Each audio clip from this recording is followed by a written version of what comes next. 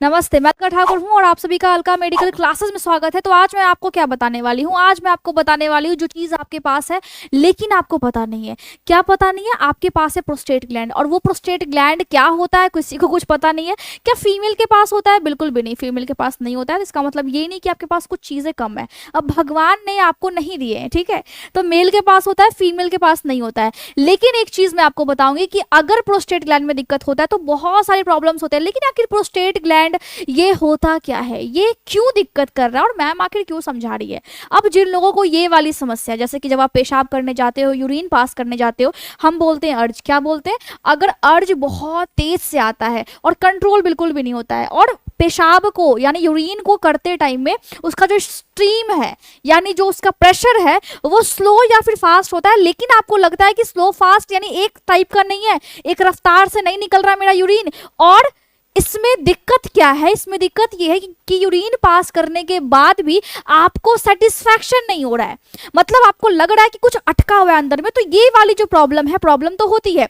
कभी कभी आपको लगता है कि आपके पेनिस के जस्ट पीछे हल्का सा जो ब्लैडर होता है वहां पे हल्का सा पेन हो रहा है, और हल्का हल्का मंद मंद सा पेन हो रहा है, बहुत ही स्लोली। जब आप नोटिस करते हो तो समझ में आता है। लेकिन प्रॉब्लम क्या है? लोगों की प्रॉब्लम ये है, लड़कों की प्रॉब्लम ये है कि उनको लगता है चोट लग गया होगा, या मैं बाइक से कहीं जा रहा हूँगा, या फिर दब गया होगा वो वाला जो एरिया है वो, जिसकी वजह से मुझे पेन हो रहा है। लेकिन ऐसा बिल्कुल भी नहीं होता है।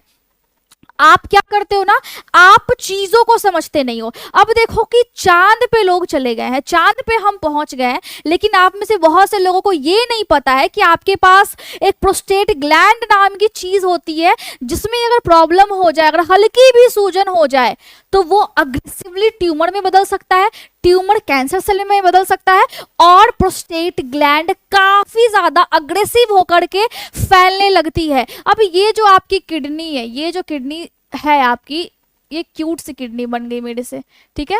ये जो किडनी है आपकी, यहाँ पे अगर आप देखोगे ना, यहाँ पे अगर आप देखोगे तो आपके किडनी में भी इन्फेक्शन होने लगता है। भाई मैंने ऑलरेडी बताया हुआ है, लेकिन फिर भी मैं आपको समझाती हूँ कि किडनी में अगर इन्फेक्शन होने लगता है तो क्यों होता है? पेशाब की वजह से, यूरिन की वजह से। अब आपको लगता होगा कि ये आती है, आ करके कुछ भी 10 मिनट 15 मिनट बोलती है और डरा धमका करके निकल जाती है। तो डराना मेरा काम नहीं है, मेरा काम है समझाना। आप समझो या नहीं समझो उससे मुझे कोई फर्क नहीं पड़ता, क्योंकि मेरे पास प्रोस्टेट ग्लैंड नहीं है तो मेरा ये हेडेक है ही नहीं कि भाई मेरे प्रोस्टेट में स्वेलिंग हो जाएगा। और किसी फीमेल को ये प्रॉब्लम नहीं है। तो जो भी मेल देख रहे हैं उनको ये समझना पड़ेगा कि आपके पास है, इस चीज की जो टेंशन है वो आप ही के पास है। आपको सीखना पड़ेगा, आपको समझना पड़ेगा आपके बॉडी में क्या क्या है और आपकी बॉडी कैसे काम कर रही है। तो क्या करना, प्रोस्टेट ग्लैंड नॉर्मली ये जो यूरेटर आया है, भाई क्या बोलते हैं इसको? यूरेटर बोलते हैं। स्पेलिंग भी नोट कर लीजिए और ध्यान से देख भी लीजिए। जो 18 प्लस है, 25 प्लस है, या फिर जो 65 प्लस है, 45 प्लस है, 50 प्लस है। अब इन सब चीजों के नाम याद कर लेना स्टार्ट कर दीजिए। आजकल जमाना बहुत ज्यादा एडवांस हो चुका है। आपकी बॉडी में क्या नसें पाई जा रही हैं, क्या ऑर्गन है, नाम ही नहीं पता आपको। कैसे हो आप? नाम ही नहीं पता आपको? कमेंट करके बताओ किसको पूरा नाम पता है, ठीक है, किसको क्या क्या नाम पता है, और नाम कमेंट कर देना। टाइम लगेगा बट लिखो आप, बट सीखो आप, ठीक है। अब यहाँ पे देखो कि जो यूरेटर होता है, तो यहाँ पे ब्लैडर हुआ, ठीक है, जिसमें आपका जो यूरिन है, अब मैं हिंदी में नहीं बोलूंगी, पेशाब मैंने एक बार बता दिया, यूरिन का मतलब ये जो यूरिन है ये इकट्ठा होता है। ये हुआ आपका मेल का यूरेथ्रा। क्या हुआ ये हुआ आपका यूरेथ्रा। यहाँ मैं साइड हट जाती हूँ थोड़ा सा, यूरेथ्रा। अब ये जो पेशाब का रास्ता है, ये जो पेशाब का रास्ता है वो मेल में लंबा होता है या छोटा होता है? मुझे कमेंट करके बताओ। लंबा होता है। फीमेल में छोटा होता है या फिर लंबा होता है? फीमेल का छोटा होता है, लेकिन इन्फेक्शन के रिस्क किसमें ज्यादा होते हैं, मेल या फीमेल में? मेरे बोलने से पहले अगर आप कमेंट कर रहे हो, इसका मतलब आपको पता है। मैं सबके कमेंट इस बार देखने वाली हूँ इस वीडियो के नीचे। और आप एक बात ध्यान से सुनो, फीमेल में इन्फेक्शन होने के रिस्क ज्यादा होते हैं, इसका मतलब ये तो नहीं है कहाँ लिखा हुआ कि मेल को इन्फेक्शन नहीं होगा। मेल को भी होगा, बिल्कुल होगा। और मेल को लगता है कि उनको कुछ हो ही नहीं सकता है। अरे ये तो रिप्रोडक्टिव जो ऑर्गन है ना, उसमें सिर्फ और सिर्फ फीमेल को होता है, मेल का कोई पार्ट ही नहीं है। मेल को इन्फेक्शन कहाँ से होगा? ऐसा आपको लगता है? ठीक है, लेकिन ऐसा होता नहीं है। आपके पास जो यूरेथ्रा है उसमें इन्फेक्शन हो सकता है, भले उसकी साइज लंबी हो, लेकिन हो सकता है।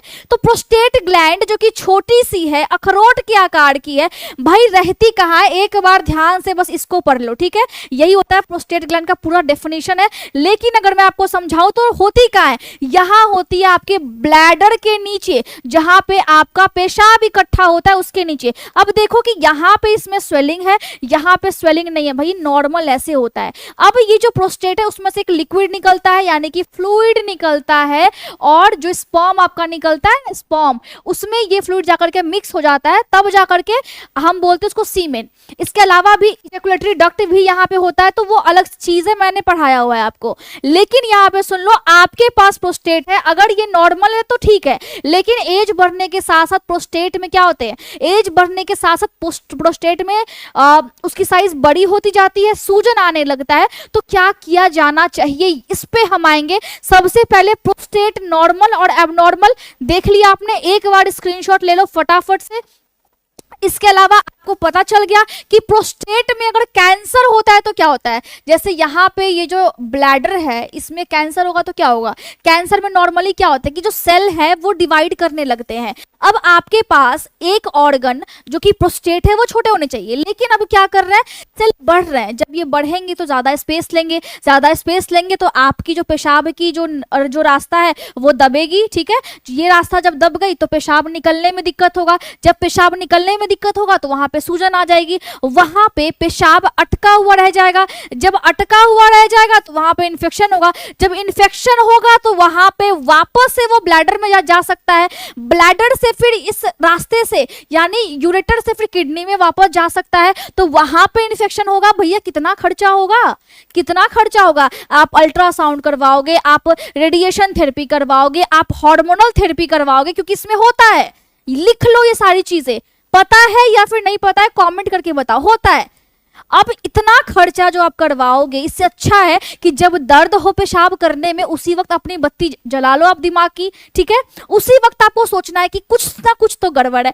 मैंने अलका मैम के वीडियो देखे हैं, कुछ ना कुछ तो गड़बड़ है। मैं डरा नहीं रही आपको, मैं बस समझा रही हूं। अगर आपके पास कुछ है तो भाई ख्याल रखना स्टार्ट कर दो।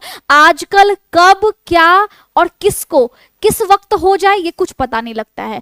बहुत चीज है जो शायद एक्सप्लेन नहीं की जा सकती है, लेकिन ये मैं एक्सप्लेन कर रही हूं ताकि आप समझ जाओ कि अगर ट्यूमर हो गया तो अग्रेसिवली बढ़ता है यहाँ पे, तो उसी को हम प्रोस्टेट कैंसर बोलते हैं। अगर जल्दी जाग जाओगे तो ज्यादा सही है, जल्दी अगर जाग जाओगे तो ज्यादा सही है। जैसे आपका मूड बनता है ना कि आज पार्टी कर लेते हैं, वैसे ही आपको मूड बनाना है कि अगर पेशाब में किसी भी प्रकार का दिक्कत है, दिक्कत निकले ना निकले, आपका 1500, 2000, 2500, 3000 रुपए खर्च हो जाए, 5000 खर्च हो जाए, चलेगा, बट आपके बॉडी में प्रोस्टेट में दिक्कत नहीं आनी चाहिए। भाई रिमूव भी होता है, सर्जरी से ये हटवाया भी जाता है, लेकिन दिक्कत नहीं आनी चाहिए। बस इतना आप समझ लो, बॉडी में एक खरोंच भी नहीं आनी चाहिए, बस गोल यही होना चाहिए आपका।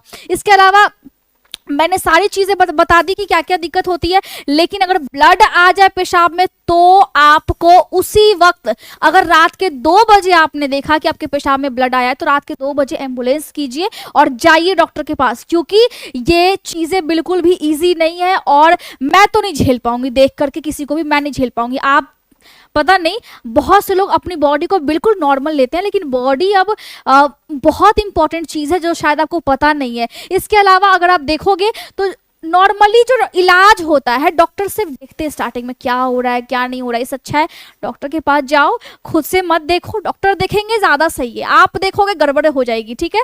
उसके बाद सर्जरी से हटाया जाता है, रेडिएशन थेरेपी यूज किया जाता है कैंसर सेल को टारगेट करके हटाने के लिए। तो नहीं बोल रही मैं आपको कि कैंसर सेल हो जाए, भगवान भी ना करे कि कुछ भी ऐसा हो, लेकिन रेडिएशन थेरेपी इस्तेमाल में लाया जाता है, हार्मोन थेरेपी दी जाती है। अब देखो आप आदमी हो, आपके पास टेस्टोस्टेरोन हार्मोन, ठीक है। टेस्टोस्टेरोन हार्मोन जो होता है वो स्पर्म के प्रोडक्शन में बहुत ज्यादा इंपॉर्टेंट है, लेकिन अगर आपके पास प्रोस्टेट में कुछ भी दिक्कत आ गया, तभी तो मैंने बोला है, तो यही हार्मोन प्रोस्टेट के दिक्कत को और ज्यादा बढ़ा देती है। अब क्या होता है कि अगर नॉर्मली ये वाला जो हार्मोन है अगर किसी मेल में कम रहे तो लोग क्या बोलते हैं कि ये तो मर्द है ही नहीं, लेकिन ऐसी कोई भी चीज नहीं होती, ये मर्दी नहीं है, ये मतलब नॉर्मली इनफर्टिलिटी का केस आता है। दवाइयां खाते हैं लोग कि ये वाले हार्मोन मेरा बढ़ जाए ताकि मेरे अंदर सेक्सुअलिटी पावर आ जाए। ये दिमाग का आपके बस वो है, भ्रम है। लेकिन अगर प्रोस्टेट में दिक्कत है तो भाई इतनी जो बची खुची सी जो हार्मोन ये वाली जो पड़ी हुई ना आपकी बॉडी में, जो घूम रही है, पूरा नाच रही है, वो हार्मोन भी दवाइयों से कम करना पड़ेगा, क्योंकि अब प्रोस्टेट में दिक्कत आ गई है और डॉक्टर आपको दवाइयां देंगे जिससे ये हार्मोन कम हो जाए, ताकि आपका प्रोस्टेट अगर सूजन से बिल्कुल भरा हुआ है या फिर ज्यादा बड़ा हो रहा है तो वो सिकुड़ जाए और श्रिंक कर जाए। क्या कर जाए? श्रिंक कर जाए। तो रिस्क काहे को लेना? रिस्क नहीं लेना है, बिल्कुल भी रिस्क नहीं लेना है। आयुर्वेद के हिसाब से बहुत सारे तरीके जिसमें पेशाब के रास्ते को साफ किया जाता है, ठीक है। इसके अलावा ट्रिबलस एक तरीका है। इसके अलावा आयुर्वेद में हल्दी खाने की सलाह दी जाती है, जो कि हमारे प्रोडक्ट में भी है। और अलका हीलिंग हब में, जो कि मैं स्टार्ट कर चुकी हूँ इंस्टाग्राम पे, ये है यूजर नेम, वहां पे आप मेरे से डायरेक्टली जुड़ सकते हो। लाइव क्लास चलेंगे हफ्ते में, प्रॉपर एक शेड्यूल के हिसाब से मैं आपसे डायरेक्टली कनेक्ट करूंगी और आपके हेल्थ में क्या क्या बदलाव आ रहे हैं। अगर आपको अपना हेल्थ ठीक करना है, डायरेक्टली मेरे से कनेक्ट होना है, और आपको लगता है कि आपको वजन कम करना है या फिर आपकी बॉडी में किसी भी प्रकार की दिक्कत है जो कि आपको ठीक करने हैं, तो डायरेक्टली आप जुड़ सकते हो अलका हीलिंग हब में, जहां पे आपकी जो ट्रांसफॉर्मेशन होगी, आप जब ठीक हो रहे होंगे तो हर एक कदम पे गाइड करने के लिए मैं वहां पे प्रेजेंट रहूंगी।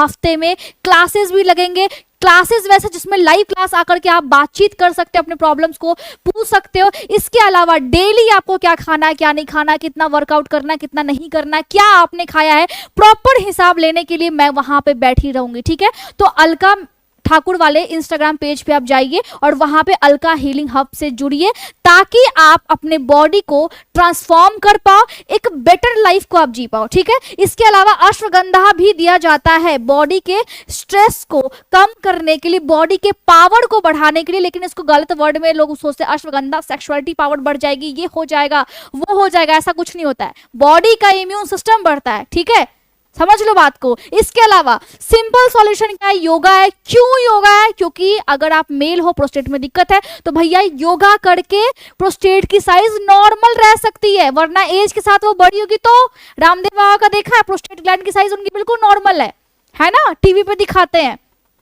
क्यों? क्योंकि योगा करते हैं, है ना। तो यहाँ पे देखिए बटरफ्लाई पोज कर सकते हो। यहाँ पे देखो बटरफ्लाई पोज हो गया, legs up to the wall pose हो गया, जेंटल पेल्विक पुल्स हो गया। यहाँ पे स्क्रीनशॉट ले लीजिए, फटाफट से स्क्रीनशॉट लीजिए। इसके अलावा आप ब्रीदिंग एक्सरसाइज कर सकते हो। तो क्या करना है आपको? अच्छे तरीके से खुद का ख्याल रखना है और पका हुआ टमाटर जरूर खाना है। अच्छा तो मुझे भी नहीं लगता है, अगर मैं सच बताऊं तो खाने में टमाटर, हरी साग सब्जियां मुझे चल जाता है, लेकिन टमाटर मुझे अच्छा नहीं लगता, लेकिन फिर भी मैं खाती हूँ क्योंकि मुझे पता है, क्योंकि इसमें लाइकोपिन होता है। और अगर आपने खाया और आप मेल हो, प्रोस्टेट की दिक्कत आपको नहीं आएगी, क्योंकि प्रोस्टेट ग्लैंड को ये सपोर्ट करती है, इसके हेल्थ को मेंटेन करती है।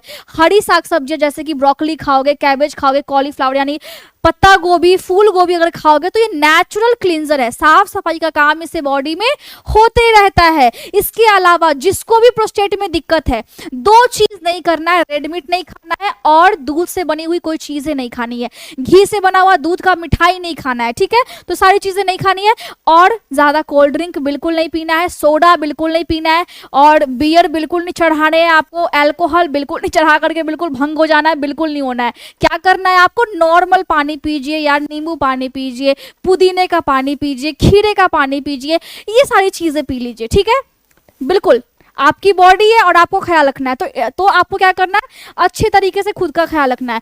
टोटली यही चीज होता है। एक टेस्ट होता है PSA यानी प्रोस्टेट स्पेसिफिक एंटीजन टेस्ट। अगर ये बॉडी में बढ़ा हुआ है, इसका मतलब है प्रोस्टेट में स्वेलिंग है।